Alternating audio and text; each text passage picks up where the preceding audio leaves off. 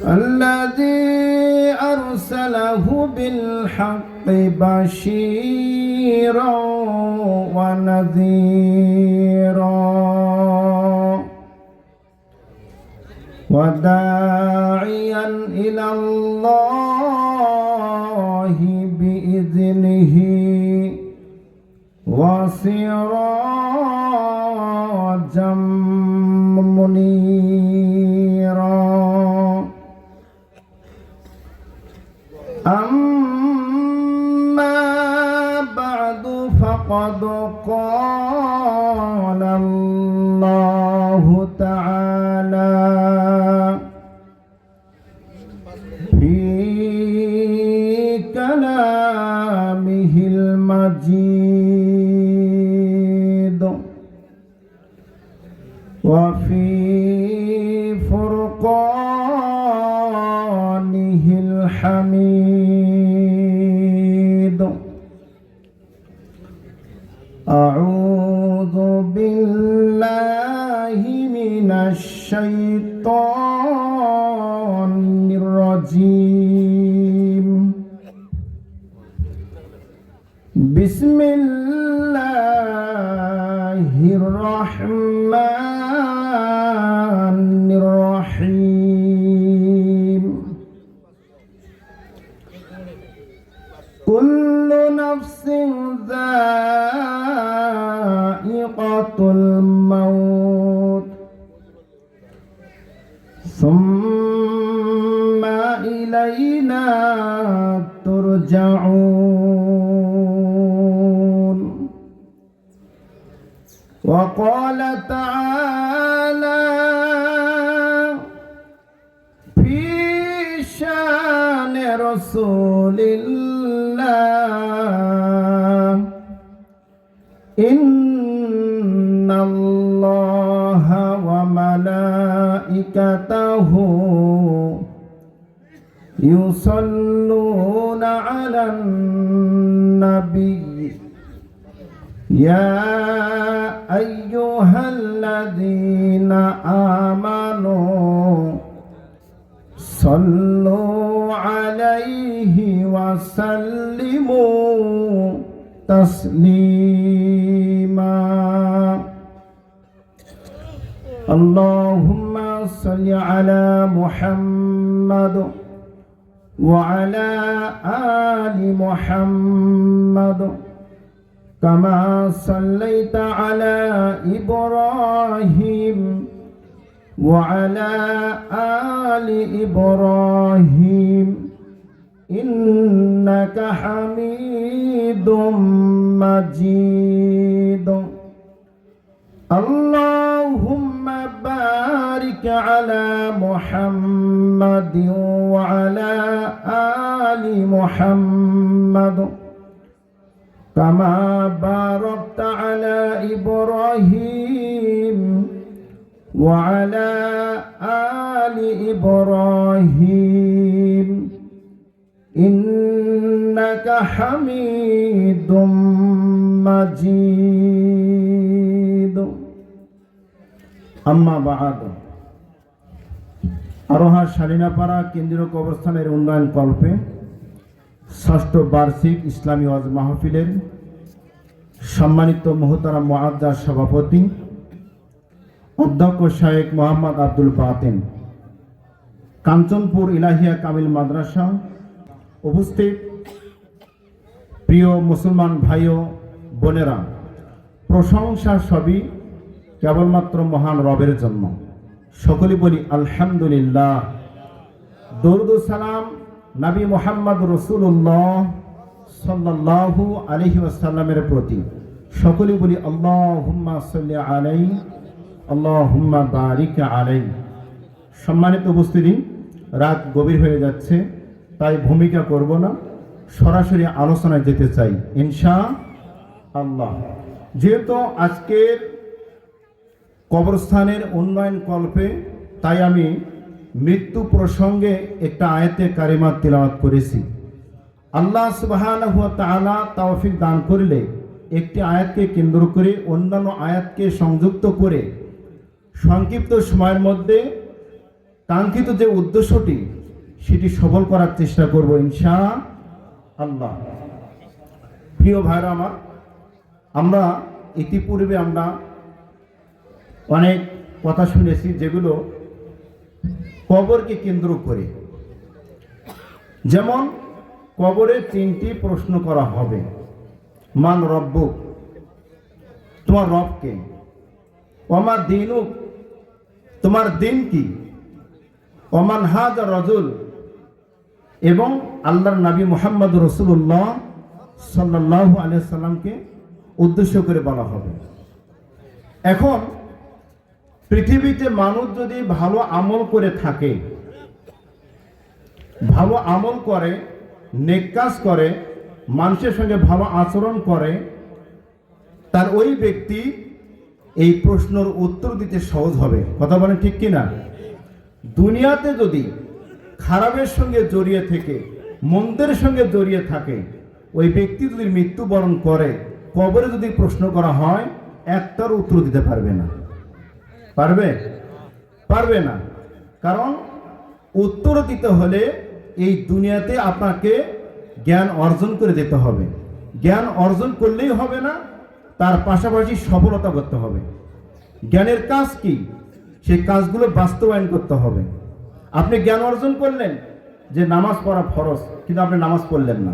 মুখে বললেন ফরজ, কিন্তু আপনি সালাত কায়েম করলেন না। লাভ হবে? লাভ হবে না। অতএব এই দুনিয়াতে আমরা যা কিছু করি সব কিছু রেখে আপনাকে আমাকে কবরের যাত্রী হতে হবে। কথা বলেন ঠিক কিনা? এই পৃথিবীতে ইচ্ছা করলেই আমরা থাকতে পারবো না। পারবো কি থাকতে? আমি আপনি ইচ্ছা করলেই থাকতে পারবো না। এই পৃথিবীতে যা কিছু আছে সব ধ্বংসশীল, সব কিছুই ধ্বংস হয়ে যাবে। সরাসরি আলোচনায় যাই। আল্লাহ তাআলা বলেন, বিসমিল্লাহির রহমানির রহিম,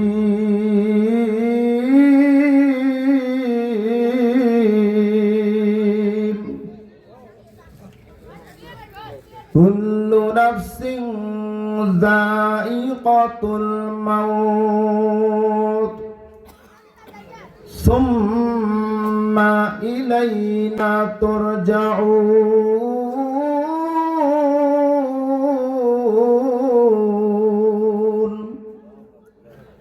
প্রত্যেক প্রাণীকেই মৃত্যু স্বাদ গ্রহণ করতে হবে। এই দুনিয়াতে প্রত্যেকেই মৃত্যু স্বাদ গ্রহণ করে আল্লাহর নিকট তাকে ফিরে যেতে হবে। কার নিকট? আল্লাহর নিকট ফিরে যেতে হবে। আপনি যে অবস্থায় থাকেন, ভালো করেন আর মন্দ করেন, নেক করেন আর গুনাহ করেন, যে অবস্থায় আপনি থাকবেন ওই অবস্থায় আপনাকে ফিরে যেতে হবে। কার কাছে? আল্লাহর কাছে। আল্লাহ তাআলা বলেন সূরাতুর রহমানের 26 নম্বর আয়াত, কুল্লু মান আলাইহা ফান।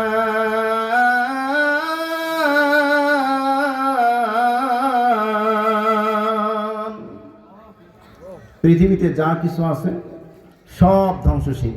পাহাড় বলেন, পর্বত বলেন, এই যে নদী নালা যা কিছু দেখি এই সব কিছু ধ্বংস হয়ে যাবে। কোনো কিছুই এই দুনিয়াতে থাকবে না। পাহাড় পর্বত থাকবে না, যেহেতু মানুষও থাকবে না, কোনো মাখলুক থাকবে না, কোনো জীব থাকবে না। থাকবে? কে থাকবে? ওয়ায়াবকা ওয়াজহু রাব্বিকা যুল জালালি ওয়াল ইকরাম।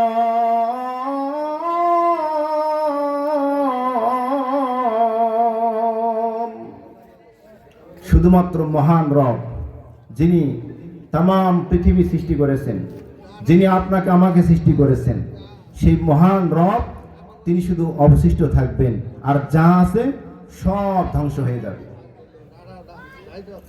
যে আজরাইল আলাইহিস সালাম প্রাণীদের, মাখলুকদের, এই প্রাণীদের যার ভিতরে জীব আছে তাদেরকে মৃত্যু ঘটান, এই আজরাইলের একদিন মৃত্যু হবে। যে মৃত্যু ঘটান তারও মৃত্যু হবে। আজরাইল আলাইহিস সালামকে জিজ্ঞাসা করা হবে, আজরাইল এখন বলো তো কারা এখন অবশিষ্ট আছে? আজরাইল আলাইহিস সালাম তাম পৃথিবী ভ্রমণ করবেন। তাম পৃথিবী ভ্রমণ করে দেখবেন আর কোনো মানুষ পৃথিবীতে নাই। আল্লাহ তাআলা বলবেন, আজরাইল রে, আর কারা অবশিষ্ট আছে? আজরাইল আলাইহিস সালাম বলবেন, প্রভু তাম পৃথিবী ভ্রমণ করলাম, আর কোনো মানুষ অবশিষ্ট নাই, কোনো পশু পাখি নাই, আছে শুধুমাত্র আমরা ফেরেশতাগণ। বলে ফেরেশতাদের মৃত্যু ঘটাও, ফেরেশতাদের মৃত্যু হবে। আবার জিজ্ঞাসা করা হবে, আজরাইল আর কারা অবশিষ্ট আছে? যাকে দায়িত্ব দেওয়া হয়েছে মৃত্যু ঘটানোর, তাকে জিজ্ঞাসা করা হচ্ছে আর কারা অবশিষ্ট আছে? আজরাইল আলাইহিস সালাম আবার তাম পৃথিবী ভ্রমণ করবেন, কারা অবশিষ্ট আছে? করতে করতে করতে দেখবেন মিকাইল আলাইহিস সালাম, ইসরাফিল আলাইহিস সালাম, জিবরাইল আলাইহিস সালাম এবং আজরাইল আলাইহিস সালাম কয়জন? 4 জন অবশিষ্ট আছে। আল্লাহ তাআলা বলবেন, ওদের মৃত্যু ঘটাও। আজরাইল আলাইহিস সালাম মিকাইলের মৃত্যু ঘটাবেন, ইসরাফিলের মৃত্যু ঘটাবেন, জিবরাইল আলাইহিস সালামের মৃত্যু ঘটাবেন। আল্লাহ তাআলা আবার জিজ্ঞাসা করবেন, আজরাইল রে, আর কারা অবশিষ্ট আছে? বলবে, প্রভু তাম পৃথিবী ভ্রমণ করলাম, সব মৃত্যুবরণ করেছে, একমাত্র মাখলুকের মধ্যে আমি আজরাইল আলাইহিস সালাম অবশিষ্ট আছি, আর আপনি হলেন স্রষ্টা, যার কোনো মৃত্যুই নাই। সুবহানাল্লাহ বলবেন না? আল্লাহ কি মৃত্যু আছে? আজরাইল বললেন, সব মৃত্যু ঘটাইছি, পৃথিবীতে আর কোনো কিছু নাই। আল্লাহ তাআলা বলবেন, আজরাইল তুমি এখন মরে যাও। আজরাইলকে বলবে, তুমি এখন মৃত্যুবরণ করো, তুমি তো এতদিন মানুষের, মাখলুকের, প্রাণীর মৃত্যু ঘটাইছো, আজকে তোমার মৃত্যুটা তুমি ঘটাও। আজরাইল আলাইহিস সালামকে যখন এই কথা বলবেন, বলার সাথে সাথে তার মৃত্যুর যন্ত্রণা শুরু হয়ে যাবে। আজরাইল আলাইহিস সালাম 2 চোখের পানি ছেড়ে কাঁদবে, প্রভু গো, তাম পৃথিবীতে মাখলুকের মৃত্যু ঘটাইছি, মৃত্যুর যন্ত্রণা কেমন আমি আজরাইল কোনোদিন বুঝতাম না। প্রভু গো, আজকে আমার মৃত্যুর যন্ত্রণা শুরু হয়ে গেছে, মৃত্যুতে বড় কষ্ট, মৃত্যুতে বড় যন্ত্রণা। আল্লাহ রাব্বুল আলামিন বলেন, ওয়াজাআত সাকরাতুল মাউতি বিল হক, মৃত্যুর যন্ত্রণা সত্যই আসবে, এই মৃত্যুর যন্ত্রণা থেকে কেউই রেহাই পাবে না। আজরাইল বলেন, প্রভু গো, মৃত্যুতে এত যন্ত্রণা, এত কষ্ট। আজরাইল আলাইহিস সালাম তার হাত দিয়া ওই রূহটাকে ধরার চেষ্টা করবেন, এত যন্ত্রণা পাবে, কষ্ট পাবে। আজরাইলের চোখ দিয়ে পানি গড় গড় করে পড়বে। আমি পৃথিবীতে কত মাখলুকের মৃত্যু ঘটাইছি, আজকে আমার মৃত্যু হচ্ছে। মৃত্যুতে এত যন্ত্রণা আমি কোনোদিনই বুঝতাম না, আজকে আমি বুঝতে পারলাম নিশ্চয় মৃত্যুতে কষ্ট রয়েছে। মৃত্যু থেকে রেহাই পাবে? কেউই রেহাই পাবে না। পৃথিবীতে সব ধ্বংস হয়ে যাবে, শুধুমাত্র ওয়ায়াবকা ওয়াজহু রাব্বিকা যুল জালালি ওয়াল ইকরাম, শুধুমাত্র মহান রব তিনি অবশিষ্ট থাকবেন, আর সব ধ্বংস হয়ে যাবে, কোনো কিছুই থাকবে না। অতএব আমরা কেউ দুনিয়াতে থাকবো না, প্রত্যেককেই মৃত্যুবরণ করতে হবে। আপনি বেঁচে থাকার জন্য আপনি যত প্রাসাদ বানান না কেন, সেই প্রাসাদে আপনি থাকতে পারবেন না। আল্লাহ নবী বলেন, পূর্বের যুগে একজন মহিলা, তিনি হলেন গর্ভবতী, তার পেট ব্যথা শুরু হয়ে গেছে। চাকরকে বললেন, রাত হয়ে গেছে, তুমি কিছু আগুনের ব্যবস্থা করো। চাকর ঘর থেকে বের হলেন, গেট একটা আছে, গেটের উপরে দেখেন একজন ব্যক্তি বসে আছেন। এই যুবক, তুমি কোথায় যাচ্ছ? আমি কিছু আগুনের ব্যবস্থা করতে যাচ্ছি। তুমি জেনে রাখো, ওই মহিলার পেট থেকে একটি কন্যা সন্তান জন্মগ্রহণ করবে। কি সন্তান? কন্যা সন্তান জন্মগ্রহণ করবে। ওই মেয়েটি 100 জন পুরুষের সঙ্গে জিনা করবে। ওই মেয়েটির একটা চাকরের সঙ্গে বিবাহ হবে। ওই মেয়েটির একটা মাকড়সা তার মৃত্যুর কারণ হয়ে দাঁড়াবে। যুবক শুনলেন। যুবক শোনার পর চিন্তা করতেছেন, এই বাড়ির চাকর তো একমাত্র আমি, তার মানে যে মেয়েটা জন্মগ্রহণ করবে ওই বাড়ির চাকরও আমি, ওই মেয়েটা 100 জন পুরুষের সঙ্গে জিনাও করবে, ওই মেয়ের সঙ্গে আমারও বিবাহ হবে, আবার ওই মেয়েটার একটা মাকড়সার মৃত্যুর কারণ হয়ে দাঁড়াবে। অতএব ওগুলো বাদ, যেহেতু মেয়েটা 100 জন পুরুষের সঙ্গে জিনা করবে, আমার সঙ্গে বিবাহ হবে, অতএব ওই মেয়েটাকে আমি দুনিয়াতেই রাখবো না। বুঝতেছেন কি? দুনিয়াতে রাখবো না। গর্ভবতী মা সন্তান প্রসব করলেন। এই যুবক সুযোগ বুঝে ঘরের ভেতর প্রবেশ করে একটা চাকু দিয়া ওই কন্যা সন্তান, ছোট্ট বাচ্চা, এই বুক থেকে পেট পর্যন্ত ফাড়লেন। বুক থেকে পেট পর্যন্ত ফাড়লেন, একদম নিষ্পেষিত হয়ে গেছেন। বুক ফাড়ার পর রক্ত দিয়ে যেন ভেসে যাচ্ছে, ও পলায়ন করলেন। মা ঘরের ভেতর প্রবেশ করে দেখেন, সর্বনাশ, আমার মেয়ের তো বুকটা ফাড়া, মেয়ে তখন বাঁচবে না। খুব তাড়াতাড়ি মা প্রাথমিক চিকিৎসার ব্যবস্থা করলেন। সুই সুতা দিয়ে মা সেটা সেলাই করলেন, কিছু গাছের ছাল তার জানা মতো বুকের উপরে লেগে দিলেন। আস্তে আস্তে ওটা ভালো হয়ে গেল, কন্যা সন্তানটা সুস্থ হয়ে গেল। সুবহানাল্লাহ বলেন। কন্যা সন্তান এটা আস্তে আস্তে বড় হতে লাগলেন। এটি কি, যেই ছেলেটি, যেই চাকরটি ওই কন্যা সন্তানকে হত্যা করার উদ্দেশ্যে বুকটা ফাড়লেন, ফাড়ার পর এই ছেলেটি পলায়ন করলেন, নদীর ধার দিয়ে পলাইতে পলাইতে অনেক দূরে চলে গেলেন। সেখানে গিয়ে কাজকর্ম করে অসংখ্য টাকা উপার্জন করলেন। এদিকে মেয়েটি সুন্দরী, দেখার মতন, তাকে দেখলেই মাথা নষ্ট। প্রস্তাব দেয়, প্রস্তাব গ্রহণ করে, এক এক করে 100 জন পুরুষের সঙ্গে মেয়েটা জিনায় লিপ্ত হয়ে যায়। বলেন নাউযুবিল্লাহ। তার প্রথম জেনা ছিল হাটে বাজারে যখনই যাইতেন, তার শরীরে কোনো পর্দার কোনো কাপড় থাকতো না, সব কিছু উন্মুক্ত, সব খোলা।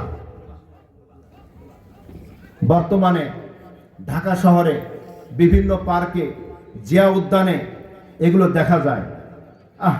কার মেয়ে, কার ছেলে, কিভাবে তারা অবাধ মেলামেশা করতেছে। সন্ধ্যা হতে হতে তারা সেখানে প্রকাশ্যে তারা জিনা করতেছে। নাউযুবিল্লাহ বলেন। সব ভার্সিটির ছেলেমেয়েরা, সেখানে কোনো মাদ্রাসার কোনো ছেলে মেয়েকে পাওয়া যায়নি। তার মাদ্রাসা যারা দিনী শিক্ষা করে তাদের ভেতর আল্লাহর ভয় থাকে। কার ভয় থাকে? আল্লাহর ভয় থাকে। যারা পার্কে গেছেন, উদ্যানে গেছেন, দেখতে পাবেন বিকেলের পরে কি অবস্থাটা। আল্লাহ আমাদেরকে হেফাজত করুন। ভার্সিটিতে আপনার ধর্ষণের সেঞ্চুরি হয়, এই মেয়েগুলো যেই সংসারে যাবে ওই সংসারটা ধ্বংস হয়ে যাবে, ওই সংসারে ভালো কিছু আশা করা যাবে না। এই যে পার্কে যে মেয়েরা যায়, এদের পেট থেকে যে সন্তানগুলো দুনিয়াতে আসবে, এই সন্তানগুলো ইসলামের বিপক্ষে যাবে, নবীর বিপক্ষে যাবে, কোরআনের বিপক্ষে যাবে। কথা বলেন ঠিক কিনা? কারণ এদের দ্বারা কোনো ভালো কিছু আশা করা যায় না। বন্ধুরা আমার, মেয়েটি 100 জন পুরুষের সঙ্গে জেনা করলেন, এদিকে ছেলেটি অসংখ্য টাকা উপার্জন করলেন, বিপুল সম্পদের মালিক হলেন। অনেকদিন পর বাড়িতে চলে আসলেন, ইচ্ছা পোষণ করলেন আমি বিবাহ করব। যেহেতু আল্লাহ আমাকে অসংখ্য অগণিত সম্পদের মালিক বানিয়ে দিয়েছেন, আমি যে সে মেয়েকে বিবাহ করব না। আমি চাই সুন্দরী রূপসী মোহিনী, আমি একটা সুন্দর একটা নারী চাই, আমি তাকে বিবাহ করব। এলাকাতে গণ্যমান্য ব্যক্তিদেরকে বললেন ভালো কোনো মেয়ে আছে? কেউ বলল না, আমাদের জানা মতে আমাদের সমাজে কোনো ভালো মেয়ে নাই। চলে আসলেন এক বৃদ্ধার কাছে, বৃদ্ধাকে বললেন বৃদ্ধা মা, আমি বিবাহ করতে চাই, আমার জন্য সুন্দর কোনো পাত্রী তোমার জানা মতো আছে কিনা, থাকলে আমার জন্য ব্যবস্থা করো। বৃদ্ধা বলতেছে আমার জানা মতে একজন মহিলা আছে, একজন মেয়ে আছে, তার মতন চেহারা এই মহল্লাতে আর নাই। তাহলে প্রস্তাব দেওয়া হোক। বিবাহের প্রস্তাব দিলেন, রাজি হলেন, বিবাহ হয়ে গেল। দুইজনার দাম্পত্য জীবনে চলে আসবেন। স্বামী স্ত্রী বিছানায় বসে গল্প করতেছেন। স্ত্রী বলতেছেন স্বামী গো, তুমি আমাকে বিবাহ করেছো, আমার এই বয়সে আমি বহু পুরুষকে দেখেছি, কিন্তু আপনাকে আমি আমার বয়সে আমার জীবনে আমি কোনোদিনও দেখি নাই। তখন স্বামী বলতেছে বলে আমি তো এই গ্রামে ছিলাম না, আমি অন্য গ্রামে ছিলাম। বলে আপনি মূল গ্রাম আপনার কোনটি? বলে এটাই আমার মূল গ্রাম। তা আপনি ওই গ্রামে কেন ছিলেন? তখন বিস্তারিত খুলে বলতেছে বিবি রে, আমার এই গ্রামে আমার জন্ম, এই গ্রামে আমি অভাবের তাড়নায় আমি এক বাড়িতে চাকর ছিলাম। ওই বাড়ির মালিক তিনি গর্ভবতী ছিলেন, সন্তান প্রসব করেছেন। ওই সন্তানকে আমি হত্যা করে আমি পলায়ন করেছি, দেশ ছাড়া হয়েছি। অনেক দিন পর আমি আমার নিজ গ্রামে চলে আসলাম। মহিলা বললেন তুমি কোন মেয়েকে হত্যা করেছো? বলে আমি ওই মেয়েকে হত্যা করেছি যার সঙ্গে আমার বিবাহ হওয়ার কথা ছিল। তখন মেয়েটি বললেন স্বামী গো, আপনি দেখেন তো ওই মেয়েটি আমি কিনা। তখন স্ত্রী তার সম্পূর্ণ কথা খুলে বললেন, তার বুকটা দেখে দিলেন। বলতেছেন তুমি সেই স্ত্রী, সেই নারী যার বুকটা আমি ফাড়ছি? বলে হ্যাঁ আমি সেই নারী। বল তাহলে আমি আপনাকে একটা প্রশ্ন করি। স্বামী বলতেছে আমি আপনাকে একটা প্রশ্ন করবো, জানতে চাবো, সেটি হলো যে তাহলে তুমি তো 100 জন পুরুষের সঙ্গে জেনা করেছো। ওটাও ঠিক, সেটাও হয়েছে। বললে বিবি তুমি 100 জন পুরুষের সঙ্গে জেনা করেছো, মেনে নিলাম। তোমাকে আমি হত্যা করেছিলাম, আল্লাহ তোমাকে জীবিত রাখছে, আমার সঙ্গে তোমার বিবাহ হয়েছে। কিন্তু বিবি রে, একটা কথা তুমি জানো না, যেই কথাটা আমি জানি। বিবি বলেন স্বামী বলেন কি কথা? বলে বিবি রে, তোমার একটা মাকড়সা তোমার মৃত্যুর কারণ হয়ে দাঁড়াবে। বলে তাই? এরকম মাকড়সা তো আমি হাজার হাজার মাকড়সা মেরেছি, কিছু তো আমার হয় নাই। বলে না, তোমার একটা মাকড়সা তোমার মৃত্যুর কারণ হয়ে দাঁড়াবে। বলে তাই? বলে হ্যাঁ। তো বিবি তুমি যা কিছু করো আমি সব তোমাকে মাফ করে দিলাম, কারণ তোমার সুন্দর চেহারা কাছে আমি একেবারে অন্ধ, কারণ আমি আর কিছুই চাই না, শুধু আমি তোমাকেই চাই। অতএব আল্লাহ আমাকে বিপুল সম্পদ দান করেছেন, এই সম্পদ দিয়ে তোমার জন্য উচ্চ একটা আমি প্রাসাদ নির্মাণ করব, যেই প্রাসাদে একটা পিপিলিকাও প্রবেশ করতে পারবে না। মাকড়সা তো দূরের কথা। ঠিক আছে, আইনামা তাকুনু ইদরিকুমুল মাউত ওয়ালাউ কুনতুম ফি বুরুজিম মুশাইয়াদা। মৃত্যু থেকে কেউ বাঁচবে না।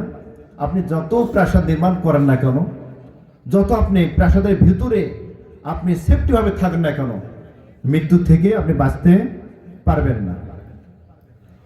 তো সুউচ্চ একটা প্রাসাদ নির্মাণ করলেন, সেই প্রাসাদের ভেতর স্বামী স্ত্রী দুজনে রয়েছেন। স্বামী স্ত্রী গল্প করতেই স্বামীর দৃষ্টি চলে গেল উপরের দিকে, সব পরিষ্কার ফিটফাট। স্বামী দেখতে পেলেন যে সেখানে একটা মাকড়সা জাল বুনতেছে। কি বুনতেছে? জাল। তো জাল বুনতেছে। স্বামী বলতেছে, বিবি রে, তোমাকে আমি অনেক ভালোবাসি, তোমার যাতে ক্ষতি না হয় সেই জন্য আমি অসংখ্য টাকা খরচ করে আমি একটা প্রাসাদ নির্মাণ করলাম। এই প্রাসাদ নির্মাণ করার পর আমি আর তুমি এখানে বসবাস করতে লাগলাম। এখন দেখি এই প্রাসাদের ভেতর একটা মাকড়সা জাল বুনতেছে। আমার মনে বলে এই মাকড়সাই তোমার মৃত্যুর কারণ হয়ে দাঁড়াবে। বিবি রাগ করলেন, এই মাকড়সা, ছোট্ট একটা মাকড়সা জাল বুনতেছে, ওটা আমার মৃত্যুর কারণ হয়ে দাঁড়াবে। যেহেতু ও আমার মৃত্যুর কারণ হয়ে দাঁড়াবে, ও আমাকে মারার আগে আমি ধ্বংস করে দেব। কি করে দেব? ওরে ধ্বংস করব। মানে আজরাইলকে আমাকে মারার আগে আমি আজরাইলকে আগে শেষ করে দেব। এটা স্ত্রী চিন্তা ভাবনা করতেছেন, তার ব্রেন এটা কাজ করতেছে। চাকরকে বলল, ওইটা আমাকে পেরে দেন। মাকড়সাটা পেরে তার সামনে এনে দেওয়া হলো। স্ত্রী তখন রাগ করে, গুসা করে তার ডান পায়ের যে বৃদ্ধা আঙ্গুল আছে, এই বৃদ্ধা আঙ্গুল দিয়ে ওটাকে মানে পদদলিত করতেছেন, একদম পিষ্ট করেছেন। তুই আমারে মারবি, আমারে হত্যা করবি, তুই আমার মৃত্যুর কারণ, অতএব তোরই আমি দুনিয়াতে থাকতে দেব না, আজকেই তুই শেষ। এটা সূরা নিসার ৭৮ নম্বর আয়াতের কথা আমি আপনাদের মাঝে বলছি। মেয়েটি যখন পিষ্ট করলেন, ওই মাকড়সার যে লালা ছিল, এই লালাগুলো, কষগুলো তার বৃদ্ধা আঙ্গুলের ভিতরে প্রবেশ করলেন। প্রবেশ করার পর আস্তে আস্তে আস্তে আস্তে তার পায়ের রংটা পরিবর্তন হয়ে যাচ্ছে, ব্যথা লাগতেছে, সেই যন্ত্রণা। বেবি বলতেছেন, স্বামী, আমি এই মাকড়সা আমি নিজের পায়ে পদদলিত করে হত্যা করেছি।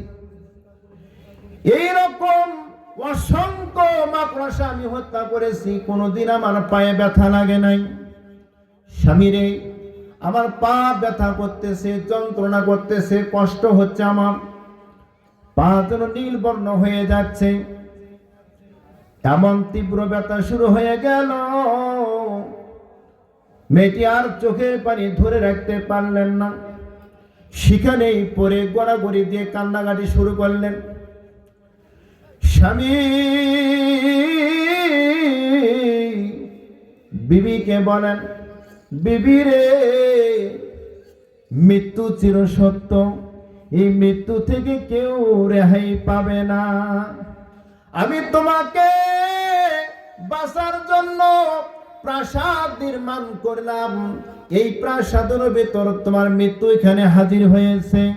অতএব বিবি রে, তুমি আর পৃথিবীতে থাকতে পারবে না, অল্প কিছুক্ষণের মধ্যেই তোমার মৃত্যু হয়ে যাবে। বিবির পুরো শরীরটা নীল হয়ে গেল, মৃত্যুবরণ করলেন। ইন্না লিল্লাহি ওয়া ইন্না ইলাইহি রাজিউন। এই যে প্রাসাদ নির্মাণ করলেন, মৃত্যু থেকে কি বাঁচতে পারছে? আমি আপনি কি মৃত্যু থেকে বাঁচতে পারবো? কখনোই বাঁচতে পারবো না। এই জন্য মৃত্যু যেহেতু আপনার আমার হবেই, আপনি আমি যেহেতু এই পৃথিবীতে থাকবোই না, তাহলে আপনার আমার একটা বাড়ি নির্মাণ করতে হবে কি হবে না? সেই বাড়িটি হলো কবর। সেই বাড়িটার নাম কি? কবর। যেই কবরে আপনার কোনো বন্ধু থাকবে না, কোনো বান্ধবী থাকবে না, কোনো ছেলে থাকবে না, কোনো মেয়ে থাকবে না। আপনার আপন স্ত্রী, যিনি আপনার ঘর সংসার করেছেন, যার জন্য আপনি হালাল নাই হারাম খেয়ে খেয়ে জীবনযাপন করেছেন, সংসার পরিচালনা করেছেন, ওই স্ত্রীও আপনার পাশে থাকবে না। থাকবে? থাকবে না। বন্ধুরা আমার, মৃত্যু থেকে কেউ রেহাই পাবে না। অতএব আপনাকে আমাকে সচেতন হতে হবে, প্রস্তুতি নিতে হবে। মৃত্যুর স্বাদ গ্রহণ করার পূর্বে আপনাকে পূর্ণাঙ্গ একজন আদর্শবান মানুষ হতে হবে। কথা বলেন ঠিক কিনা? চুরি ডাকাতি, সুদ ঘুষ, মদ জোয়া, তাস, 16-18 সব বাদ দিতে হবে। যত বিড়ি আছে সব বাদ দিতে হবে, যত নেশা আছে সব বাদ দিতে হবে। যদি আপনি আদর্শ মানুষ হতে চান, আদর্শবান মুসল্লি হতে চান, তাহলে কবরে আপনি শান্তি পাবেন। তাছাড়া কবরে শান্তি পাওয়া যাবে না। কবরে যদি আপনি আটকে যান, তাহলে আপনার সব পথ বন্ধ হয়ে যাবে, কোথাও আপনি মুক্তি পাবেন না। কবরে যদি আপনি রাস্তা ক্লিয়ার পান, তাহলে আপনার সব রাস্তা ক্লিয়ার হয়ে যাবে। সুবহানাল্লাহ বলেন। প্রিয় বন্ধুরা আমার, আমর ইবনুল আস রাদিয়াল্লাহু তাআলা আনহু, এই হাদিসটি আছে সহিহ মুসলিমের 220 নম্বর হাদিস।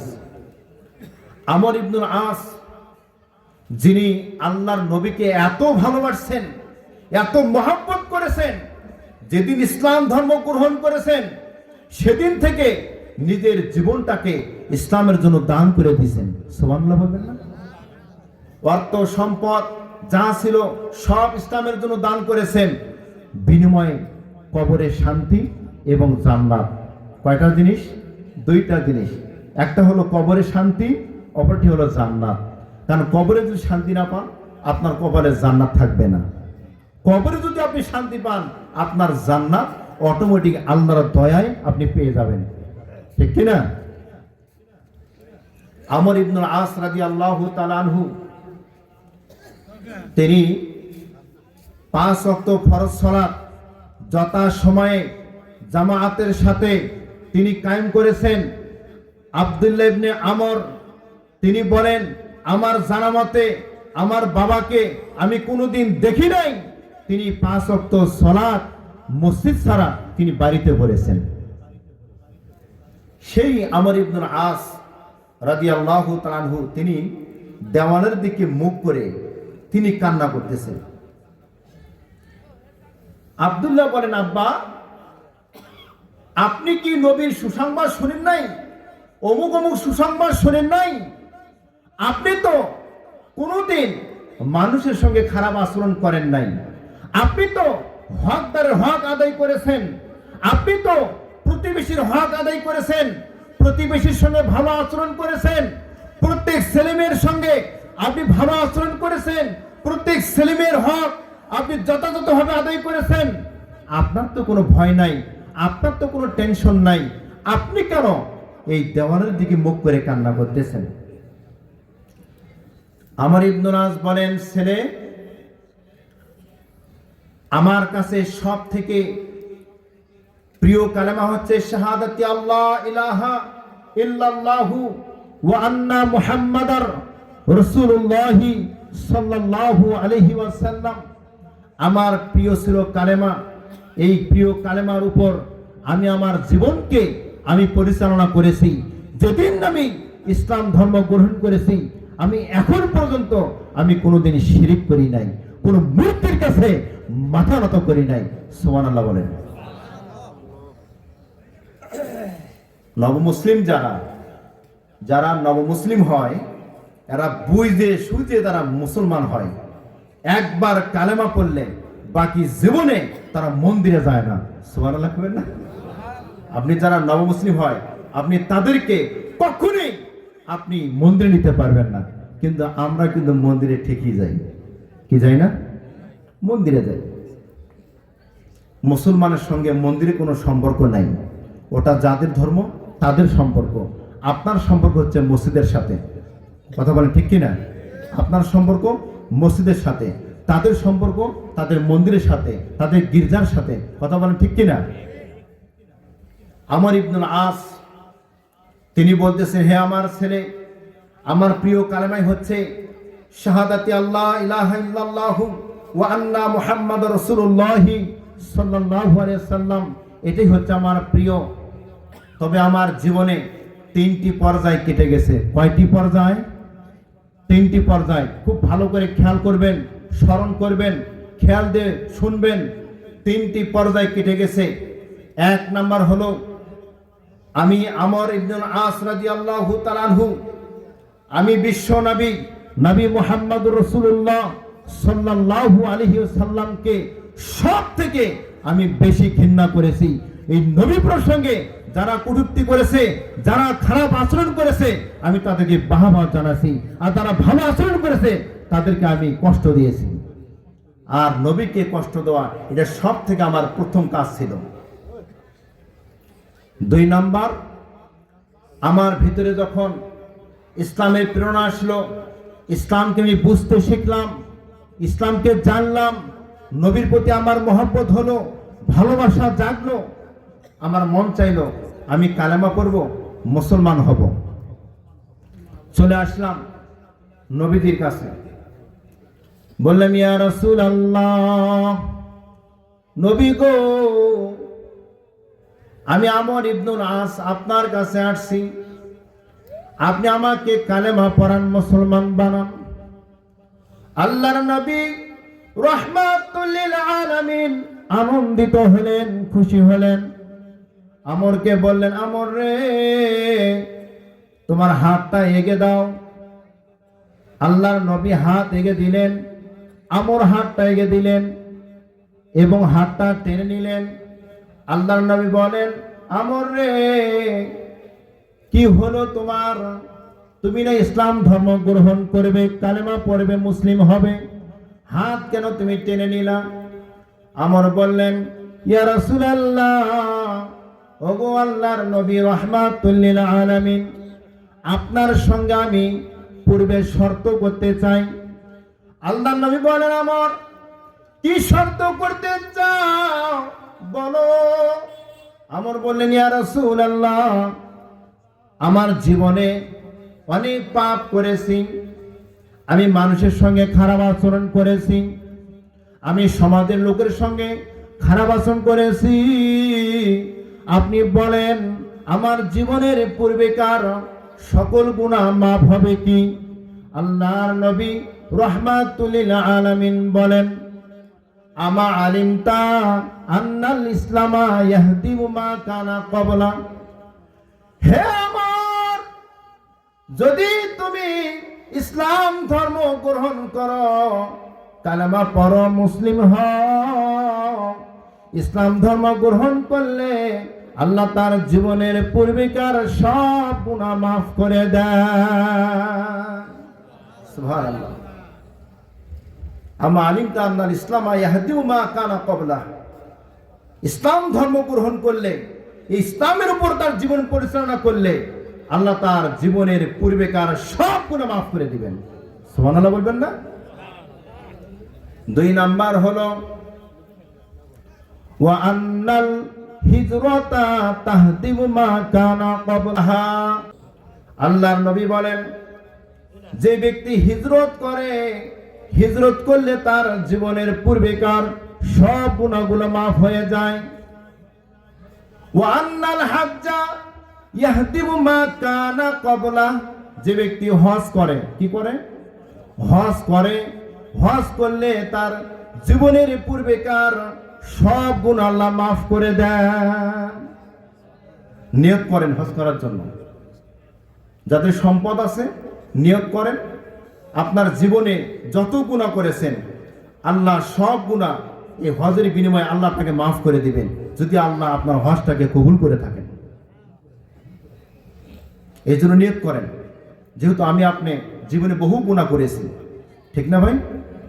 আমাদের প্রতি মুহূর্তে আমাদের গুনাহ হয়। এই জন্য নিয়ত করেন যে আল্লাহর ঘর আমরা তাওয়াফ করব, হজ করব, আল্লাহ যেন আমাদের গুনাহকে মাফ করে দেন।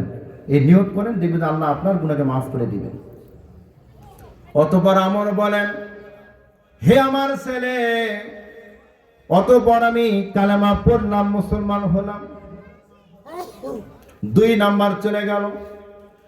3 নাম্বার হলো ইসলাম ধর্ম গ্রহণ করার পর আমি এত আনন্দিত হলাম, এত খুশি হলাম, আমার চেয়ে ভালো মানুষ মনে হয় আর মক্কাতে নাই। এত ভালোভাবে চললাম, এত ভালো আচরণ করলাম সবার সাথে, কোনোদিন আমার আচার আচরণে কেউ কষ্ট পায় নাই। পরবর্তীতে মানুষের সঙ্গে ওঠা বসা করতে গিয়ে, সমাজে পরিচালনা করতে গিয়ে না জানি আমার কত গুনাহ হয়ে গেছে। বা ইসলাম ধর্ম গ্রহণ করার ওই সময়ে আমি নবীকে ভালোবাসি, আমার দ্বারা ভালো কাজ হয়েছে, তখন যদি আমার মৃত্যু হতো আমি আশা করতাম আমার স্থানটা হয়তো জান্নাতে হতো। সুবহানাল্লাহ বলেন। এখন সমাজে চলতে গিয়ে, বিভিন্ন মানুষের সঙ্গে ওঠা বসা করতে গিয়ে আমার আমল যখন কেমন হচ্ছে আমি জানি না, আমার স্থান জান্নাতে না জাহান্নামে, এই জন্যে আমি কান্না করতেছি। আমর বললেন, হে আমার ছেলে, তোমাকে কয়েকটি ওসিয়ত করে যাই, কয়েকটি ওসিয়ত খুব খেয়াল করবেন। 1 নাম্বার ওসিয়ত হলো, আমি যখন মৃত্যুবরণ করব, মৃত্যুর সময় যখন হয়ে যাবে, তখন তোমরা আমার কাছে তোমরা কালেমা পড়তে থাকবে, আমাকে বলবে না কালেমা পড়ো। আমাকে কি বলবে না? যে কালেমা পড়ো। আমাকে বলবে না যে আমি তওবা করো। কথা কি বুঝতেছেন? মানে আমর বলতেছেন, আমার যখন মৃত্যুর পর্যায়ে চলে আসবে, আমাকে তুমি বলবে না যে আব্বা আমার সঙ্গে কালেমা পড়ো, লা ইলাহা ইল্লাল্লাহু মুহাম্মাদুর রাসূলুল্লাহ, তুমি বলবে না, কারণ এটা রাসূলের সুন্নাহ নয়। বাবা হয়ে তার সন্তানকে বলতেছে, এটা রাসূলের সুন্নাহ নয়। আমার মৃত্যুর সময় তুমি আমাকে তওবা পড়াবে না, কারণ তুমি যদি আমাকে তওবা পড়াও, তা আমার যদি মৃত্যু ওই সময় হয়ে যায়, আমি তার ভালো কাজ করতে পারবো না। পারবো? তাহলে আমাকে তওবা পড়াতে হবে কখন? এখন আমাকে তওবা পড়াতে হবে। মানে এখন আমি সুস্থ আছি, আমি এতদিন খারাপ ছিলাম, এখন তওবা করে আমি এখন ভালো কাজ করতে পারবো, তাহলে এখন তওবা পড়াতে হবে। কথা বলেন ঠিক কিনা? এখন আপনি তওবা করবেন, সামনে আপনি ভালো কাজ করবেন, তাহলে আশা করা যায় যে আপনি ভালো কিছু করতে পারবেন। বন্ধুরা আমার, এরপর বলতেছেন, হ্যাঁ, এরপরে বলতেছেন, আমার যখন মৃত্যু হবে, আমাকে যখন কবরের পাশে নেওয়া হবে, সেই সময় তোমরা আমার সঙ্গে জীবন্ত আগুন সাথে নেবে না। কি নেবে না? জীবন্ত আগুন। এই যে মশাল ধরে আমরা আগুন সাথে নিই না, এরকম আগুন নেওয়া যাবে না। 2 নাম্বার হলো, আমাকে যখন কবরস্থ করবে, দাফন করবে, দাফন করার পর তুমি কবরের পাশে দাঁড়িয়ে থাকবে, কবরের পাশে দাঁড়িয়ে থাকবে এবং আমার জন্য তুমি দোয়া করবে। কাকে বলতেছেন? সন্তানকে বলতেছেন, আমার পাশে দোয়া করবে। ততক্ষণ তুমি দোয়া করবে এবং তোমার সারা শব্দ আমি বুঝতে পারবো, এবং উপস্থিতিতে আমাকে প্রশ্ন করা হবে, আমি যেন সহি সালামতে আমার প্রশ্নের উত্তরগুলো আমি দিতে পারি। সন্তানকে আদেশগুলো করলেন। বাবা মা মারা গেলে সন্তান কবরের পাশে দাঁড়িয়ে থাকবে, কিন্তু আমরা তা থাকি না। থাকি কি? তা থাকি না। এই মাটি দিয়ে এই তো এখন কবর আদা শুরু হয়ে যাবে, সন্তান শুরু হয়ে যাবে। অথবা আমরা বাইরে থেকে বলি সবাই মিলে এখন তার জন্য দোয়া করি, কিন্তু ওইটা তো শিক্ষা নয়। শিক্ষা হলো, আপনার বাবা মা মারা গেছে, আপনার ভাই মারা গেছে, আপনি কবরের পাশে দাঁড়িয়ে থাকেন, ঘন্টা বা ঘন্টা থাকেন, তার জন্য দোয়া করেন। সেটা আপনার কামে লাগবে। কথা বলেন ঠিক কিনা? বন্ধুরা আমার, আমর রাদিয়াল্লাহু তাআলা আনহুর মৃত্যুর যন্ত্রণা শুরু হয়ে গেল। আমর বলতেছেন, ছেলে আমার বড় কষ্ট হচ্ছে। আমার মনে হয় এই আসমান এবং জমিন আমার বুকের উপর দিয়ে চাপ দিয়ে ধরেছে। ছেলে আব্দুল্লাহ রে, আমি তোমাকে আর একটা কথা বলি, হয়তো আমার জন্য কিছু সহজ হতে পারে। আব্দুল্লাহ বলেন, আব্বা গো, বলেন। আমর বলতেছেন, হে আমার ছেলে আব্দুল্লাহ, আমার যে সম্পদগুলো আছে এই সম্পদগুলো তুমি আল্লাহ রাস্তায় দান করে দাও, তাহলে আমার জীবনটা যেটা আমার সহজ হবে। আব্দুল্লাহ বলেন, আমার আব্বা যখন বললেন তার বুকটা ভারী হয়ে গেছে, গলার ভিতর কষ্ট হচ্ছে, নিঃশ্বাস নিতে কষ্ট হচ্ছে। অতঃপর আমি আমার বাবার সম্পদগুলো সাথে সাথে আমি স্বীকার করলাম, এগুলো আল্লাহ রাস্তায় আমি দান করে দিলাম। অতঃপর দেখতে পেলাম আমার আব্বা মুহূর্তের মধ্যেই যেন ঘুমিয়ে গেল। সুবহানাল্লাহ। সম্পদ দান করলো, বাবা মুহূর্তের মধ্যে ঘুমিয়ে পড়লেন, টেরই পারেন না, মৃত্যু হয়ে গেল। প্রিয় বন্ধুরা আমার, এই জন্য কবর আমাদের অনন্তকালের একটা ঠিকানা। এই দুনিয়াতে আমরা ক্ষণস্থায়ী, কিন্তু কবরটাও হলো ক্ষণস্থায়ী। কিন্তু কতক্ষণ থাকতে হবে, এই পথটাও কিন্তু অনেক লম্বা হবে। প্রিয় বন্ধুরা আমার, ওই কবর যেন আপনার আমার সুন্দর হয়, ভালো হয়, আরামদায়ক হয়, শান্তির জায়গা হয়, এই জন্য আপনাকে কি করতে হবে? দুনিয়াতে দান করতে হবে।